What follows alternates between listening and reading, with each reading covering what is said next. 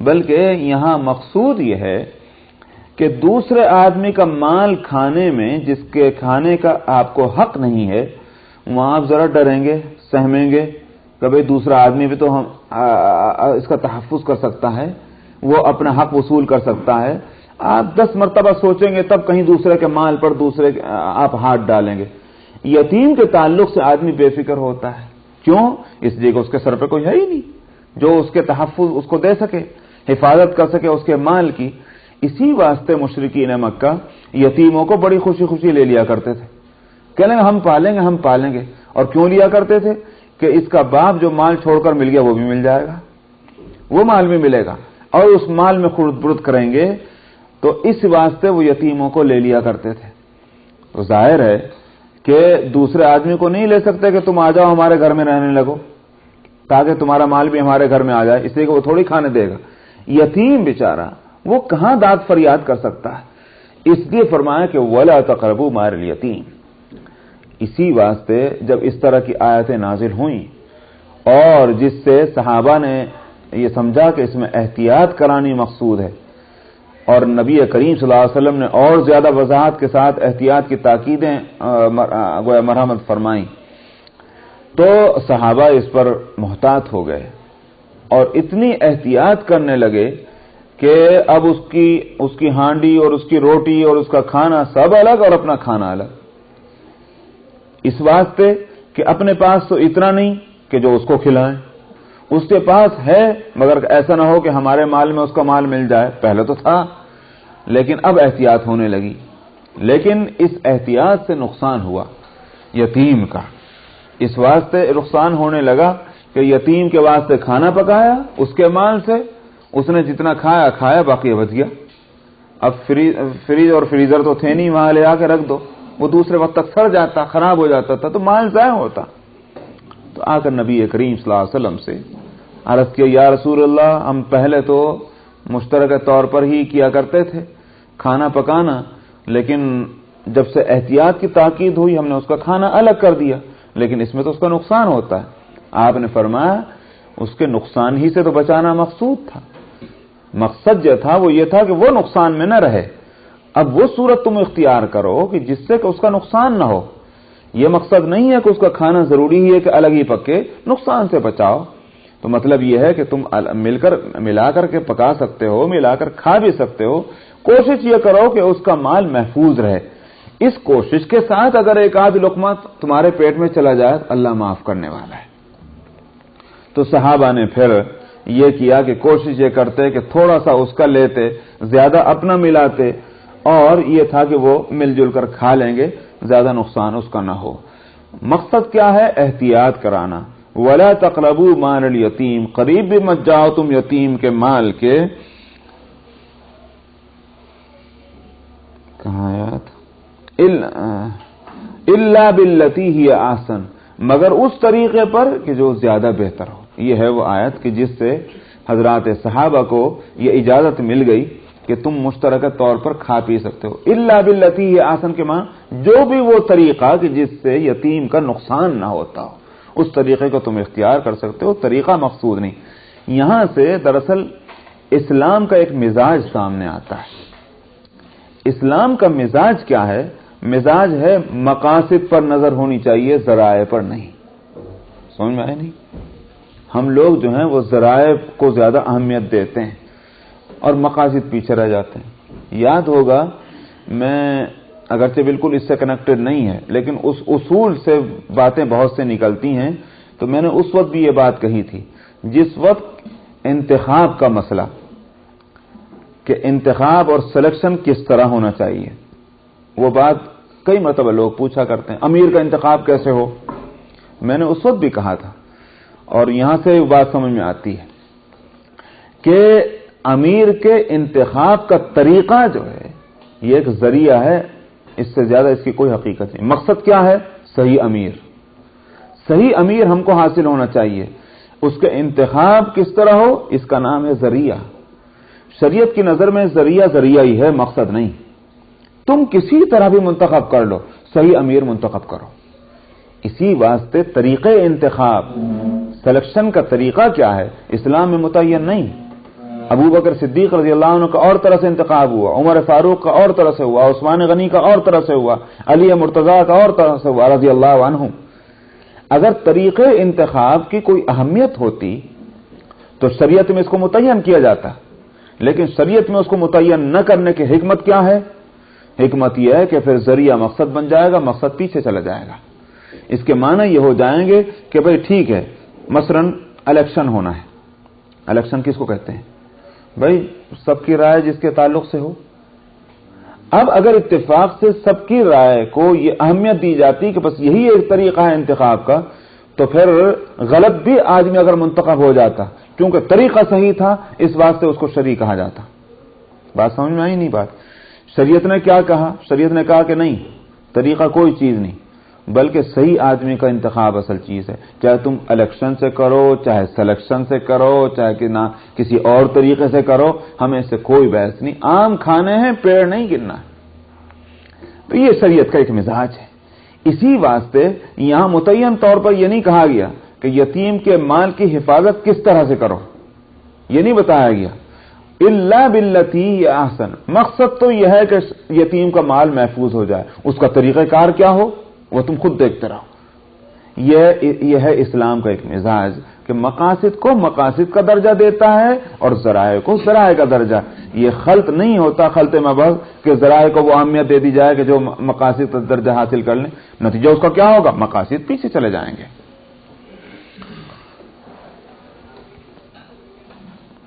حتی یبلغ اشدہ، یہ احتیاط اور یہ تمہاری ذمہ داری یتیم کے مال کے تعلق سے کب تک؟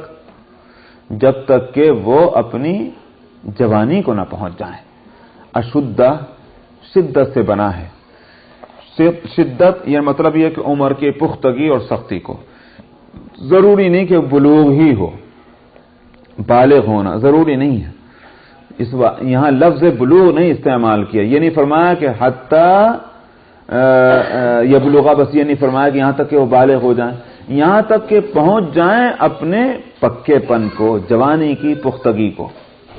کیوں؟ اس واسطے کہ بالغ تو ہو جاتا ہے آدمی مثلا 15 سال میں، 16 سال میں، لیکن ضروری نہیں کہ اس کی عقل بھی پکی ہو۔ بعض دفعہ کوئی انسان اپنی عقل اور فہم کے اعتبار سے کچا ہوتا ہے، عمر کے اعتبار سے پکا ہو جاتا ہے، تجربہ نہیں ہے، سمجھ بوجھ نہیں ہے۔ ہاں عمر ٹھیک ہے، ایسا یتیم اگر ہے تو ظاہر ہے کہ آپ نے اس کو مال تو دے دیا، مگر مال تو وہ برباد ہو جائے گا۔ بعض دفعہ کیا ہوتا ہے کہ بالغ تو نہیں ہوا لیکن بڑا تجربہ ہے، اس کو پیسے کی سمجھ بوجھ ہے، اس طریقے سے اس کو خرچ کرنا جانتا ہے، تو اس لیے یبلغ اشدہ کا لفظ لائیں کہ جب وہ اپنی جوانی کو سمجھ بوجھ کی پختگی کو پہنچ جائے تب یتیم کو وہ مال دیا جائے اور تمہاری ذمہ داری اس وقت ختم۔ اسی واسطے فقہاء نے لکھا ہے کہ اس کا تجربہ کرو۔ کیسے تجربہ کیا جائے کہ یہ پکا ہو گیا نہیں اپنے معاملات میں؟ کہ اس کو کچھ پیسے دے کر بازار بھیجو سامان لینے کے واسطے، اور کہو کہ فلاں سامان فلاں چیزیں لے کر آؤ، دیکھو 2-3 مرتبہ تجربہ کر کے، اگر یہ پیسہ ضائع کر دیتا ہے تو سمجھو کہ ابھی اس میں عقل نہیں آئی، اور اگر وہ پیسے کا صحیح استعمال کرتا ہے، چیزیں لے کر آتا ہے اچھی طرح سے دیکھ بھال کر کے، سمجھ میں آ جائے گا کہ بچہ سمجھدار ہو گیا، اب اس کو اس کا مال حوالے کر دو۔ اس کے بعد وہ جانے اور اس کا کام جانے، اگر پھر اس کا مال بھی ضائع ہوا تم ذمہ دار نہیں رہو گے، کیونکہ ذمہ داری کا وقت ختم ہو چکا ہے۔ اس لیے فرمایا کہ حتی یبلغ اشدہ، یہاں تک کہ وہ پہنچ جائے اپنی جوانی کو۔ وَأَوْفُوا الْكَيْلَ وَالْمِيزَانَ بِالْقِسْطِ، اور پورا کرو ناپ تول کو انصاف کے ساتھ۔ کیل کے معنی آتے ہیں ناپ کے، اور میزان وزن سے ہے، یہ میزان کہتے ہیں تولنے کا ذریعہ جو ہے، جس کو ترازو کہتے ہیں۔ تو ناپ اور تول میں انصاف سے کام لو۔ کیل اصل میں اس کے لیے پیمانے کو کہتے ہیں، کیل کہتے ہیں پیمانہ۔ پیمانہ کس کو کہتے ہیں؟ جس سے کسی بھی چیز کو ناپا جائے، ضروری نہیں کہ وہ اسکیل ہی ہو، ہاں میجر، ضروری نہیں کہ وہ اسکیل ہی ہو، بلکہ آپ وہ میجرمنٹ کسی بھی چیز سے کریں. مثلاً بعض ملکوں میں بعض چیزیں تول کر بیچی جاتی ہیں اور بعض چیزیں کسی پیمانے سے برابر کر کے بیچی جاتی ہیں.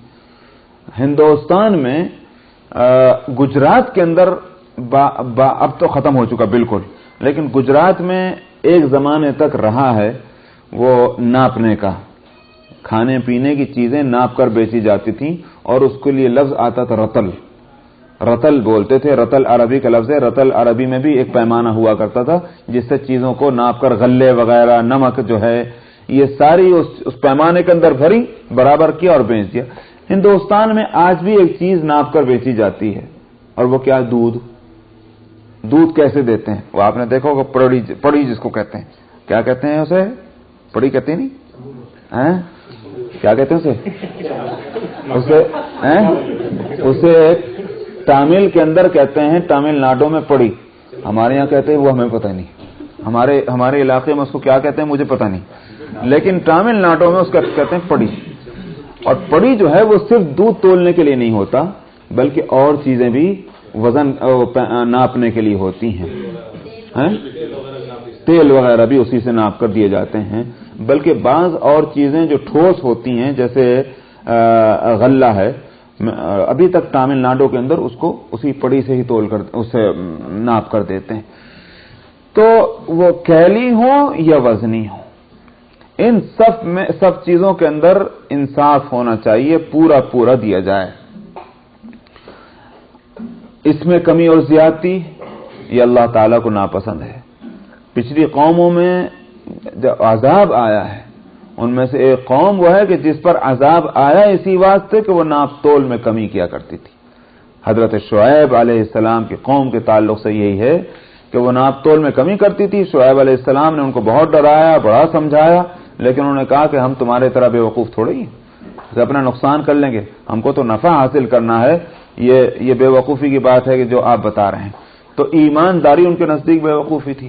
آج بھی تو ہم لوگ ایسے ہی ہو گئے، جب کوئی آدمی کسی کو دھوکہ دے دے کہنے کہ بہت سمجھدار آدمی، بہت سمجھدار ہے، تو یہ کسی کے چکر میں نہیں آتا. کیا مطلب؟ دوسرے کو دھوکہ دیتا مگر خود دھوکہ نہیں کھاتا. وہ آدمی ہمارے نزدیک بڑا سمجھدار ہے.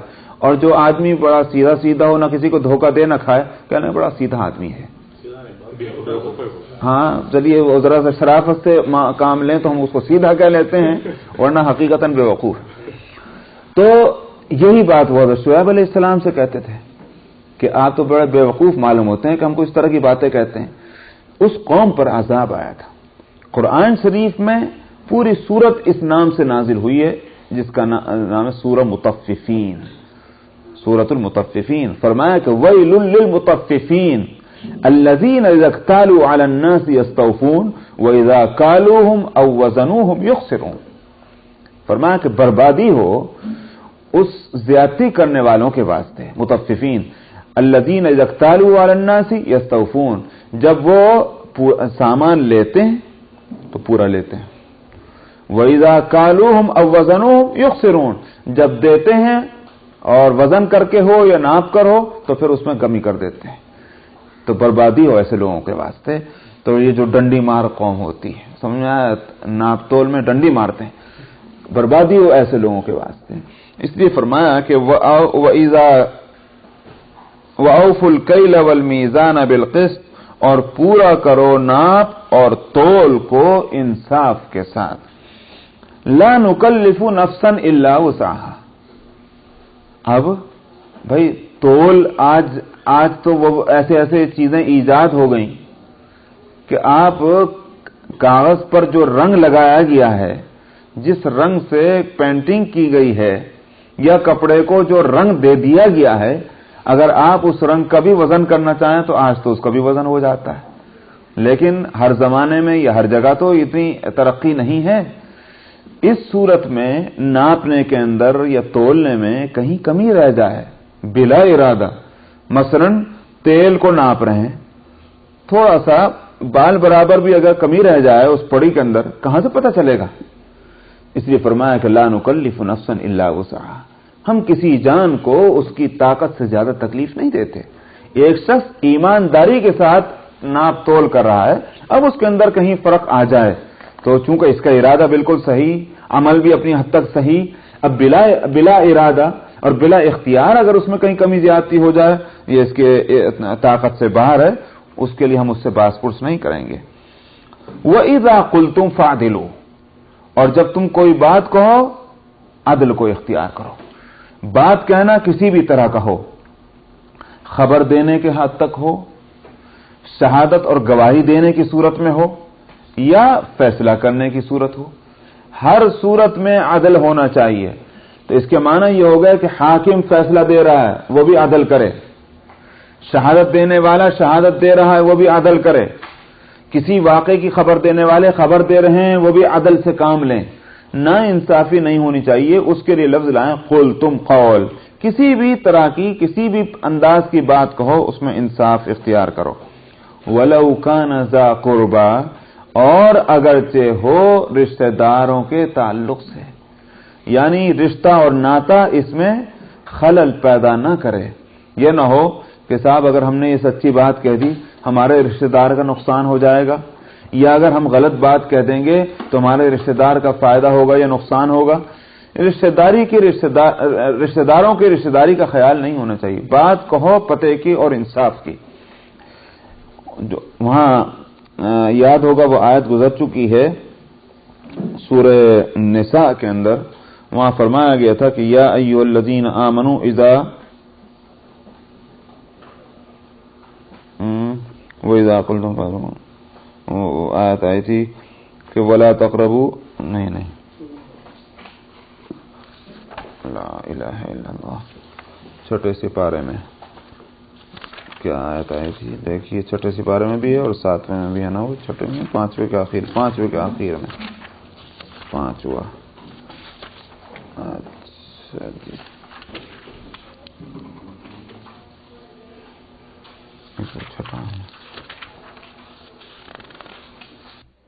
صفحہ نمبر 103 میں ہے سورہ مائدہ کے اندر، یا ایھا الذین آمنوا کونوا قوامین للہ شہداء بالقسط، اور وہ آیت جو سورہ نساء کی میں بتا رہا تھا وہ کیوں نہیں ملی؟ یا ایھا الذین آمنوا کونوا قوامین بالقسط شہداء للہ، وہ سورہ نساء کے اندر ہے جی، ملی؟ اچھا 135 آ گئی، 33 34، ارے ہاں یہ پیج نکل گیا پھر نہیں نظر پڑی تھی۔ آیت نمبر 135 سورہ نساء کی اور آیت نمبر 8 سورہ مائدہ کی، یہ اس میں یا ایھا الذین آمنوا کونوا قوامین بالقسط، وہ جو سورہ نساء کی صفحہ نمبر 94، یا ایھا الذین آمنوا کونوا قوامین بالقسط شہداء للہ ولو علی انفسکم او الوالدین والاقربین، اے ایمان والو انصاف کے قائم کرنے والے بن جاؤ اللہ کے واسطے گواہ ہوتے ہوئے، اگرچہ خود تمہارے مقابلے میں ہو، یہ والدین کے خلاف ہو یا رشتہ داروں کے خلاف ہو۔ ان یکن غنیا او فقیرا فاللہ اولی بہما، اسی آیت کو مجھے بتانا تھا۔ کیوں؟ اگر تمہاری شہادت دیتے وقت میں تم کو یہ خیال ہوا کہ اگر ہم نے شہادت صحیح دی، گواہی صحیح دی، ہمارے رشتہ دار بیچارہ اس کا نقصان ہوگا، مالی اعتبار سے وہ غریب ہو جائے گا، اور اگر ہم جھوٹی شہادت دے دیں تو ہمارا رشتہ دار جو ہے وہ مالدار بنے گا، اس لیے اس کو مالی فائدہ ہوگا۔ فرمایا کہ ان یکن غنیا او فقیرا فاللہ اولی بہما، اگر وہ غریب ہو یا فقیر ہو تو اللہ زیادہ حق رکھتا ہے ان کے تعلق سے، ان کے معاملات کے فیصلہ کرنے کا۔ کیا مطلب؟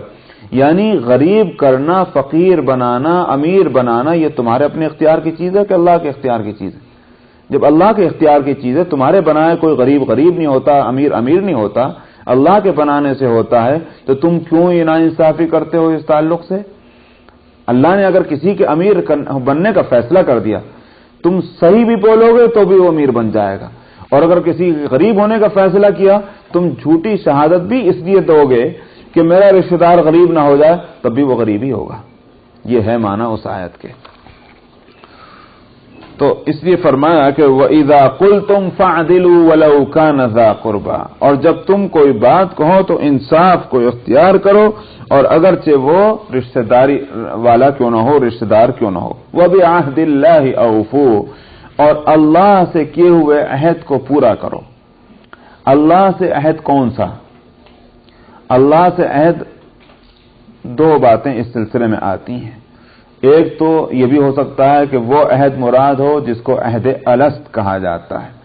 عہد الست سورہ اعراف میں آئے گی وہ آیت کہ وَإِذْ أَخَذَ رَبُّكَ مِن بَنِي آدَمَ مِن ظُهُورِهِمْ ذُرِّيَّتَهُمْ وَأَشْهَدَهُمْ عَلَىٰ أَنفُسِهِمْ أَلَسْتُ بِرَبِّكُمْ، کہ اس وقت کو یاد کیجئے کہ جب آپ کے رب نے آدم کے سے اس کی ذریت کو، اس کی نسل کو نکالا، نسل انسانی کو، اور اس پوری نسل سے پوچھا تھا اللہ تعالیٰ نے الست بربکم، کیا میں تمہارا رب نہیں ہوں؟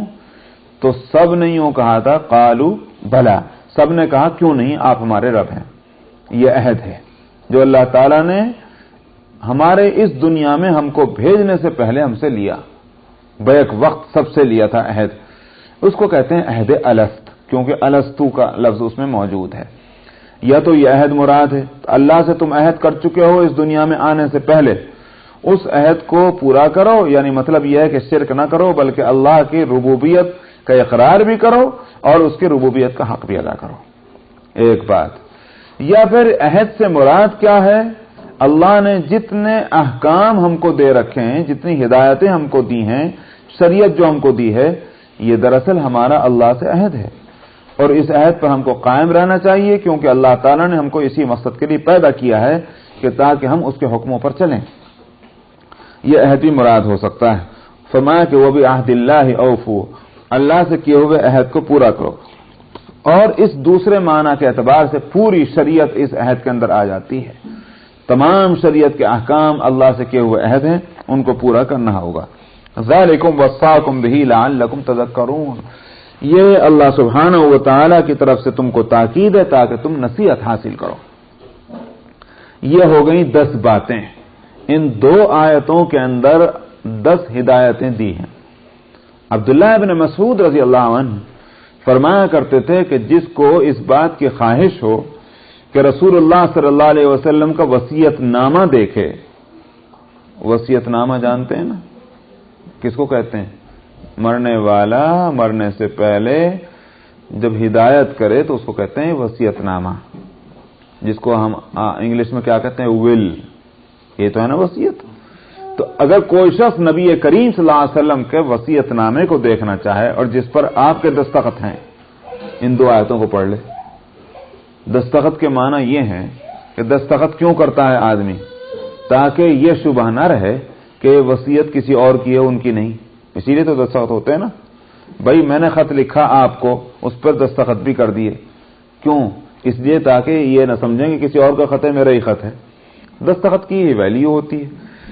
تو جہاں تک اس وصیت نامے کا تعلق ہے، ظاہر ہے کہ اس میں کوئی شک اور شبہ نہیں، اس لیے کہ یہ قرآن کی آیت ہے۔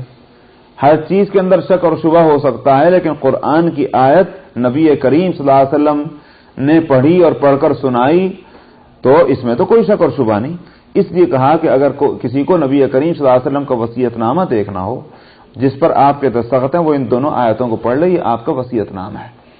10 احکام دیے گئے ہیں جو شریعت کا یوں کہیے کہ فاؤنڈیشن ہے اور شریعت کے اصول اس میں آ گئے ہیں۔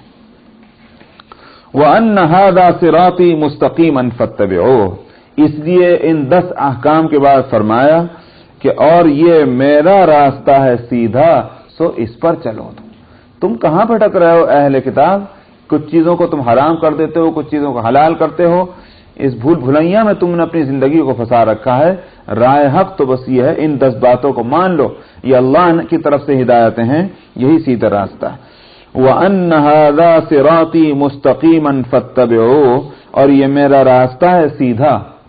صراط میں سورہ فاتحہ میں بتا چکا ہوں کہ صراط کہتے ہی ہیں سیدھے راستے کو، ویسے تو اصل میں یہ سین سے ہے، اصل میں یہ لفظ ہے سین سے، صراط۔ سرط یسرط کہتے ہیں ایسے راستے ایسا راستہ کہ جو زیادہ چالو ہو، جو زیادہ چالو ہو اس کو کہتے ہیں صراط، سین سے۔ سراتا یسرتو کے معنی آتے ہیں پیر سے کسی چیز کو کچلنا، اس کو کہتے ہیں سراتا۔ تو صراط اس راستے کو کہتے ہیں جو زیادہ چالو ہو، لوگ زیادہ چلتے ہوں جس راستے پر، اس کو کہتے ہیں صراط۔ لیکن بعض قبائل کے اندر عرب میں یہ لفظ سین سے پڑھا جاتا تھا، بعض قبائل کے اندر یہ لفظ صاد سے پڑھا جانے لگا تھا، تبدیل ہو کر، چینج ہو کر۔ قریش کے اندر یہ لفظ جو ہے وہ صاد سے پڑھا جاتا تھا، اور دوسرے قبیلوں میں جو فصیح، بالکل وہ بھی ہم بالکل ایکول تھے قریش کے اپنی زبان دانی میں، ان کے ہاں وہ لفظ سین سے پڑھا جاتا ہے۔ اسی لیے بعض قراءتوں کے اندر آج بھی وہ قراءتیں جو 7 قراءتیں ہیں قابل اعتبار قرآن شریف کی، ان میں قنبل کے قراءت کے اندر یہ اہدنا الصراط المستقیم اور صراط الذین یہ لفظ سین ہی سے پڑھا جاتا ہے۔ لیکن چونکہ قرآن شریف کو لکھا گیا ہے ایسے طریقے پر کہ جس میں تمام لغتیں جو ہیں قابل اعتبار عرب کی وہ جمع ہو جائیں، اور اگر جمع نہ ہو سکتی ہوں پھر تو لغت قریش کے مطابق ہو، یہ اہتمام کیا گیا قرآن شریف کے لکھنے میں۔ اس واسطے صراط کو صاد سے لکھا گیا، اگرچہ اس قراءت کو جب پڑھیں گے جس قراءت میں لفظ سین ہے تو وہاں صراط سین سے ہی پڑھا جائے گا۔ قنبل کی قراءت جب کوئی شخص پڑھے تو اس وقت اہدنا الصراط المستقیم سین سے پڑھا جائے گا۔ تو بہرحال صراط میں نے کہا، اچھا جو زیادہ چالو راستہ ہوتا ہے وہ سیدھا ہوتا ہے۔ گلیوں میں زیادہ لوگ تھوڑی چلتے ہیں، گلیاں تو وہی ہیں جس میں کوئی کوئی جائے، اور زیادہ چالو کون سا راستہ ہوتا ہے؟ وہ جو سیدھا ہو جائے۔ سمجھ میں ضروری نہیں سیدھا راستہ مختصر ہی ہو، یہ یاد رکھیے آپ، سیدھا راستہ مختصر ہو یہ ضروری نہیں، یہ بھی ہو سکتا ہے وہ لمبا ہو، اور گلیوں والا راستہ شارٹ ہو۔ لیکن گلی والا راستہ جو ہے وہ سیدھا نہیں ہوا کرتا، اور اسی لیے اکثر وہ شارٹ ہوتا ہے کیونکہ وہ سیدھا نہیں ہے، اور سیدھا راستہ اکثر و بیشتر لمبا ہو جاتا ہے۔ لیکن نجات سیدھے راستے میں ہے، گلیوں والے راستے میں نہیں۔ کیوں؟ اس واسطے کہ گلیوں میں گلی در گلی جب چلے گا تو ہو سکتا ہے بھٹک جائے، اور سیدھے راستے پہ جب چلے گا دیر تو لگ سکتی ہے مگر منزل پر پہنچنا یقینی ہے، اس لیے کہ بھٹکنے کا کوئی سوال نہیں۔ اسی لیے شیخ سعدی نے کہا کہ راہ راست برو گرچہ دور است، سیدھے راستے پر چلو اگرچہ وہ دوری کیوں نہ ہو جائے تمہاری منزل، گلیوں میں کو مت جاؤ، اس واسطے کہ وہاں ہو سکتا ہے کہ تم ایک گلی سے دوسرے گلی میں ایسی طرح پہنچ جاؤ کہ بجائے سیدھے چلنے کے تم الٹے چل پڑو، تو راستہ بھٹک جائے گا۔ وقت بچانا چاہ رہے تھے وہ زیادہ وقت لگ گیا، اور بلکہ تم منزل سے بھی بھٹک گئے، یہ نقصان ہوا۔ تو صراط کہتے ہیں سیدھے راستے کو، مستقیماً اس کے لیے بطور تاکید کے لائے ہیں لفظ کہ وہ راستہ سیدھا ہے، تاکید کے واسطے مزید لفظ لائیں، سیدھا راستہ یہ میرا ہے سو اس پر چلو، تم اس کی پیروی کرو۔ ولا تتبعوا السبل، مختلف راستے جو ہوتے ہیں ان پر مت چلو، مراد کیا ہے؟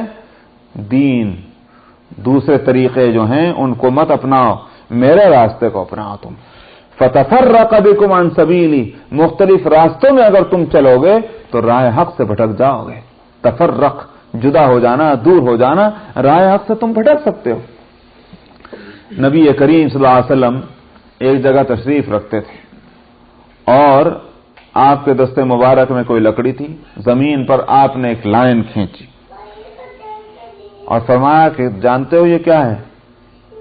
فرمایا کہ یہ میرا راستہ ہے، سیدھا جا رہا ہے، یہ میرا راستہ ہے۔ اور اس کے بعد آپ نے ادھر ادھر کچھ اور لائنیں کھینچی، فرمایا کہ یہ مختلف راستے ہیں، جو اس پر چلے گا منزل تک پہنچ جائے گا، اور جو ان پر چلے گا منزل سے دور ہوگا، ان کی کوئی منزل نہیں، اس لیے کہ وہ کہیں اینڈ نہیں ہو رہے جا کر کے۔ تو یہ آپ نے فرمایا، اور اسی آیت کو آپ نے اس وقت پڑھا بھی، ان ھذا صراطی مستقیما فاتبعوا ولا تتبعوا السبل فتفرق بکم عن سبیلہ۔ علماء لکھتے ہیں یا مفسرین اس آیت کے ذیل میں کہ ولا تتبعوا السبل سے مراد یا تو دوسرے مذاہب ہیں، اور صراطی مستقیما سے مراد اسلام ہے، کہ اسلام کو اختیار کرو اور دوسرے مذاہب کی باتیں مت لو۔ بعض لوگ جو یوں کہا کرتے ہیں دوسرے مذہب کی اچھی باتیں لینے میں کیا حرج ہے؟ اسلام کو میں تنگی تھوڑی ہے، اسلام تو بڑا براڈ مائنڈڈ مذہب ہے، تو دوسرے لوگوں کی اچھی باتیں لینے میں کیا حرج ہے؟ اچھی باتیں آج لوگے تو غلط بات بھی اس کے ساتھ آ جائے گی۔ تو ہمارا مذہب مکمل ہے، جو کوئی اچھائی ایسی نہیں ہے کہ جس کو اس مذہب نے نہ لیا ہو، لے لیا اس کو۔ اب دوسرے مذہب سے مت لو کسی چیز کو، یہ کام جس کے کرنے کا تھا وہی کرے سو کرے۔ ہر آدمی اگر یہی کام کرنے لگ جائے گا کہ دوسرے مذہب کی اچھی چیزیں لینے کی کوشش کرے، نتیجہ اس کا یہ ہوگا کہ غلط چیزیں لے بیٹھے گا۔ اسی واسطے وہ حدیث گزر چکی ہے گزشتہ ہفتے مشکات شریف کے اندر کہ حضرت عمر رضی اللہ عنہ کو نبی کریم صلی اللہ علیہ وسلم نے تورات اور انجیل کی، بائبل کی چیزیں جن کو انہوں نے کہا تھا کہ اچھی چیزیں ہیں، ان کو لکھنے سے منع فرمایا تھا۔ کیوں منع فرمایا تھا؟ اسی لیے کہ تم پھر تمیز نہ کر سکو گے کہ کون سی چیزیں اچھی ہیں کون سی چیزیں بری ہیں اللہ کے نزدیک، تم اپنی عقل سے سوچو گے، اور تمہاری عقل پر تو دین کو چھوڑا ہی نہیں گیا۔ عقل پر چھوڑا جاتا تو پھر وحی کی کیا ضرورت تھی، پیغمبر کے بھیجنے کی کیا ضرورت تھی؟ سمجھ میں آیا نہیں ہے؟ تو دراصل یہی وہ فرق ہے۔ دیکھیے میں گزشتہ ہفتے میں نے ایک اشارہ کیا تھا لیکن تفصیل میں نے نہیں بتائی تھی، لیکن ایک اور جگہ میں نے اس کی تفصیل بتائی تھی کہ عقل بہت بڑی چیز ہے، بلا شبہ عقل اللہ کی بڑی نعمت ہے۔ عقل نہ ہو تو پھر آدمی کہاں؟ عقل بہت بڑی چیز ہے، جانوروں کے لیے بھی اور انسانوں کے لیے۔ انسانوں میں تو شرافت ہے ہی دراصل عقل کی زیادتی کی وجہ سے، جانوروں سے بھی بڑھ کر اللہ نے اس کو عقل اور سمجھ دے رکھی۔ یہ ساری ترقیات اسی عقل ہی کا تو کرشمہ ہے۔ تو عقل بہت بڑی نعمت ہے اللہ کی، لیکن علم اس سے کہیں بڑھ کر نعمت ہے اللہ کی، جبکہ وہ علم صحیح علم ہو، اور علم صحیح علم کب ہوتا ہے؟ جب اس کا سورس وہی ہو۔ سمجھ میں آئی نہیں بات؟ اس کا سورس وہی ہو۔ اسی واسطے امام بخاری رحمۃ اللہ علیہ نے بخاری کی اپنی صحیح جو کتاب ہے ان کی، بخاری شریف جس کو ہم کہتے ہیں، اس کی ابتدا کہاں سے کی؟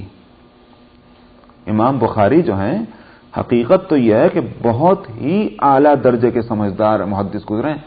صرف محدث ہی نہیں کہ حدیثوں کو یاد کر لیا اور رٹ لیا اور ان کو سنا دیا، ایسے ہی نہیں، بلکہ بڑے ہی سمجھدار محدث گزرے ہیں۔ انہوں نے ابتدا جو کی ہے اپنی کتاب کی، وہ کی ہے باب کیف کان بدء الوحی الی رسول اللہ صلی اللہ علیہ وسلم، یہاں سے ابتدا کی۔ جبکہ اور محدثین نے ابتدا کہاں سے کی؟ کتاب الایمان سے۔ مشکات شریف اٹھا کر دیکھ لیجئے، اسی طرح سے مسلم شریف کو اٹھا کر دیکھ لیجئے، انہوں نے ابتدا کی کتاب الایمان سے۔ کیوں؟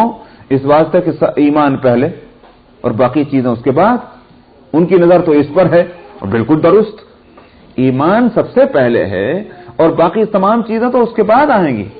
تو ایمان کے بعد پھر لاتے ہیں، وہ گویا امام مسلم لا رہے ہیں، امام اسی طرح سے صاحب مشکات بھی ایمان کے بعد علم کو لا رہے ہیں، اور علم کے بعد پھر کتاب الطہارت، پاکی اور ناپاکی اور نماز اور روزہ اور زکوٰۃ، جو ترتیب ہے اس ترتیب سے لے کے چل رہے ہیں۔ امام بخاری بڑے سمجھدار ہیں، انہوں نے ان سب سے ہٹ کر ایک اور نئی ترتیب قائم کی ہے، انہوں نے وحی سے ابتدا کی ہے۔ باب کیف کان بدء الوحی الی رسول اللہ صلی اللہ علیہ وسلم، کہ کیسے ابتدا ہوئی ہے وحی کی نبی کریم صلی اللہ علیہ وسلم۔ کیوں؟ اس واسطے کہ ایمان بھی ڈیپینڈ کرتا ہے کس پر؟ علم پر۔ امام مسلم کی نظر تو یہ ہے کہ ایمان پہلے، اس کے بعد اسلام، اور اسلام کے لیے علم چاہیے۔ سمجھ میں آئے گی نہیں بات؟ یہ ابھی نہیں سمجھے، میں پھر اور بتا دوں کھول کر۔ امام مسلم اور دوسرے محدثین کی نظر میں ایمان کے لیے علم کی ضرورت نہیں ہے۔ اسی واسطے توحید کے واسطے پیغمبر کی ضرورت نہیں ہے، عقیدہ توحید کو حاصل کرنے کے لیے۔ وہ قوم ہے کہ جن تک نبی نہیں پہنچے، عقیدہ توحید کے معاملے میں ان سے بھی باس پرس ہوگی۔ کیوں؟ اس واسطے کہ عقیدہ توحید کا مسئلہ عقلی ہے، علمی نہیں، اور عقل اللہ نے ہر ایک کو دے رکھی۔ غور کرو، عقل سے کام لو، یہ سارا نظام جو چل رہا ہے کائنات کا، اس میں غور کرو تو دلیل تم کو ملے گی اللہ کے ایک ہونے کی۔ قرآن شریف میں اسی کے واسطے ایک دلیل دی گئی ہے، وہ عقلی دلیل ہے، لو کان فیہما آلہۃ الا اللہ لفسدتا۔ اگر زمینوں اور آسمانوں کے اندر ایک سے زیادہ معبود ہوتے، الہ ہوتے، تو فساد پیدا ہو چکا ہوتا. یہ نظام جو چل رہا ہے خیر و خوبی کے ساتھ، یہ دلیل ہے اس بات کی کہ اس نظام کو چلانے والے کئی نہیں ہیں، کوئی پارٹی نہیں ہے، کوئی کمپنی نہیں ہے، بلکہ ایک ہے اتھارٹی، ایک ہے پاورفل پرسن، شخصیت جو اس سارے نظام کو چلا رہی ہے. با اختیار کئی ایک نہیں ہے. تو عقلی دلیل ہے. قرآن شریف میں آپ دیکھ لیں، پورا قرآن پڑھ جائیں، عقیدہ توحید کے لیے عقلی دلائل دیے جا رہے ہیں.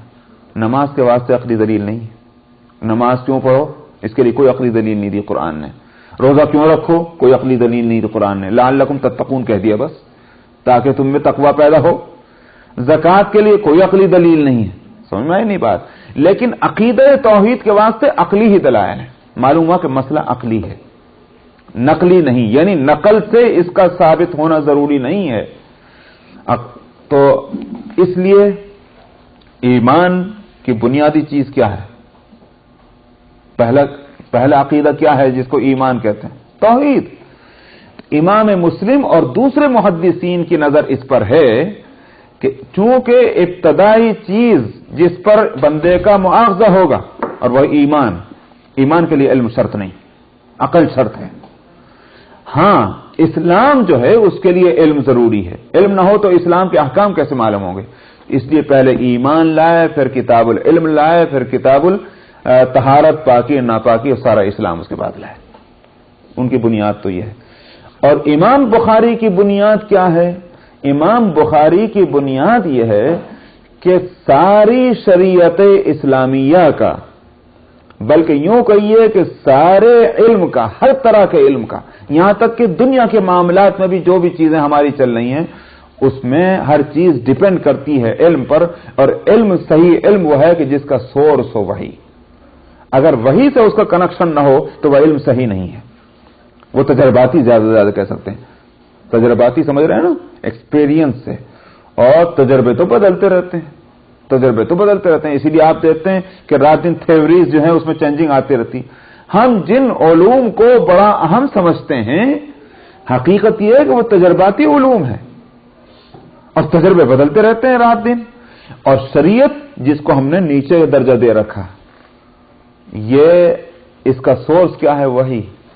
وحی کے اندر تبدیلی نہیں آتی. لا تبدیل لکلمات اللہ. اللہ کی باتوں میں کوئی چینجنگ نہیں. افسوس یہ ہے کہ جس علم کو ہم نے نمبر 2 کا علم سمجھا وہ پکا علم ہے، اور جس علم کو ہم نے نمبر اول کا علم سمجھا ہے وہ نمبر 2 کا ہے، وہ نمبر 1 کا نہیں، اس لیے کہ وہ تجرباتی ہے. تو ضرورت کا تو ہے، وہ اس سے انکار نہیں، ضرورت کا ہے، مگر اس کی بیس کیا ہے؟ عقل. اور اس کی بیس کیا ہے؟ علم. تو یہی مجھے بتانا. تو میں اس کو کہہ رہا تھا کہ عقل بہت بڑی نعمت ہے اللہ کی، مگر اس سے بڑھ کر کہیں نعمت ہے علم صحیح جس کا سورس ہو وہی. اور میں نے اس کی مثال ایک دی تھی، اور مثال اس کی یہ ہے کہ دیکھیے کھیتیوں کو پانی چاہیے. آپ کا لان ہے، بیک یارڈ کا، فرنٹ یارڈ کا، اس کو بھی پانی چاہیے ورنہ سوکھ جائے گا. لیکن پانی آپ کنووں کو بھی دیتے ہیں، پائپ کا دیتے ہیں، سب کچھ دیتے ہیں، فائدہ تو پہنچاتا ہے. مگر سبحان اللہ کیا کہنے بارش کے پانی کے. بارش کا پانی ایک دفعہ پڑے وہ 10 مرتبہ پائپ کے پانی سے چھٹی دلا دیتا ہے. سمجھ میں آیا نہیں ہے؟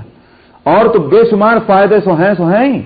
لیکن یہ فائدہ کتنا بڑا ہے جو ہماری آنکھوں کے سامنے ہے، جس کا ہم رات دن تجربہ کرتے ہیں اپنے بیک یارڈ، فرنٹ یارڈ میں، کہ اگر بارشیں نہ ہوں تو آپ روز پانی دیتے رہیں لیکن وہ ہریالی نہیں. اور ایک بارش ہو جائے تو 10 دن کی چھٹی آپ کی ہو جاتی ہے اور ایسی ہریالی.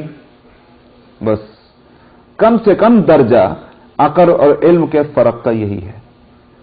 علم جس کا سورس ہو وہی، اس کی خیر اور برکات کا کیا ٹھکانہ. اور اگر وہ اور عقل سے جو فیصلے ہوں اور عقل کے بنیاد پر جو چیزیں سمجھی جائیں، بس اس کی مثال ویسی ہے جیسے کنویں کا پانی، چشمے کا پانی، پائپ کا پانی. مفید تو ہے مگر اتنا بڑا فائدہ نہیں جتنا بارش کے پانی کا ہے.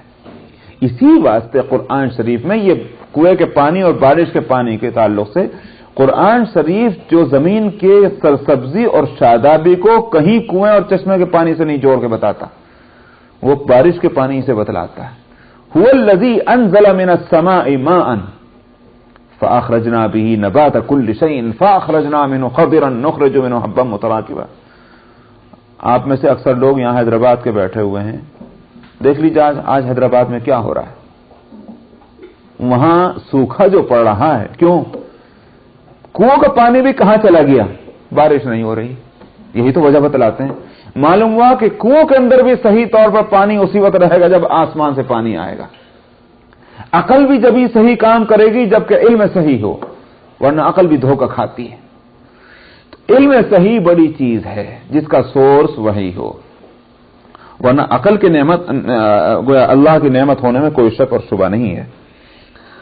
تو بات اس پر چل رہی تھی کہ دوسرے مذاہب اور دوسرے طریقے جو ہیں وہ ان کی بیس ہوگی عقل، اور اسلام کی بیس کیا ہے؟ وہ ہے وحی ربانی، جو علم صحیح جس کو کہتے ہیں.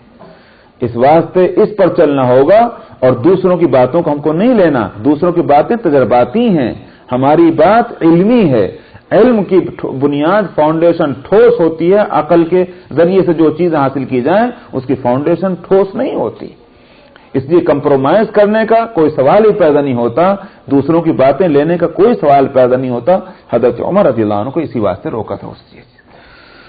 تو فرمایا کہ ہاں، تو ایک تو یہ مانا ہے کہ ولا تتبعوا السبل سے، کہ دوسرے مذاہب، یا بعض مفسرین کا کہنا یہ ہے کہ ان ھذا صراطی مستقیما سے مراد ہے وہ طریقہ کہ جس طریقے کو نبی اہل سنت والجماعت نے اپنایا ہے، اور وہ وہی طریقہ ہے جس کے لیے نبی کریم صلی اللہ علیہ وسلم نے فرمایا تھا ما انا علیہ واصحابی، جس پر میں اور میرے صحابہ ہوں گے.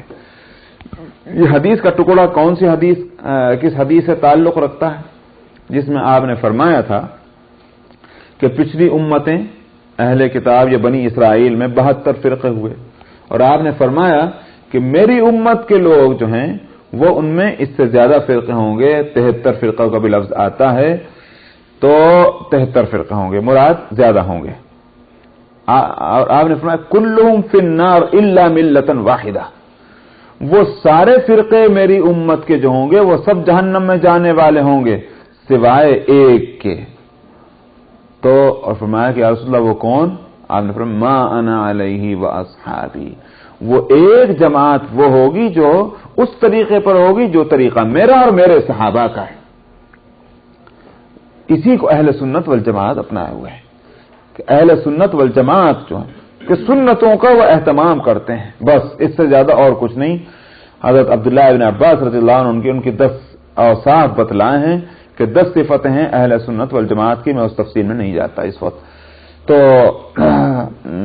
میرے والد صاحب کی جو تفسیر کمالین ہے جلالین کی شرح، اس میں اس مسئلے پر پوری تفصیل سے بحث کی ہے کہ اہل سنت والجماعت کے بنیادی وہ 10 گویا نظریے کیا ہیں کہ جس کی وجہ سے اہل سنت دوسرے مسلک اور دوسرے گویا فرقوں سے مختلف ہوتے ہیں.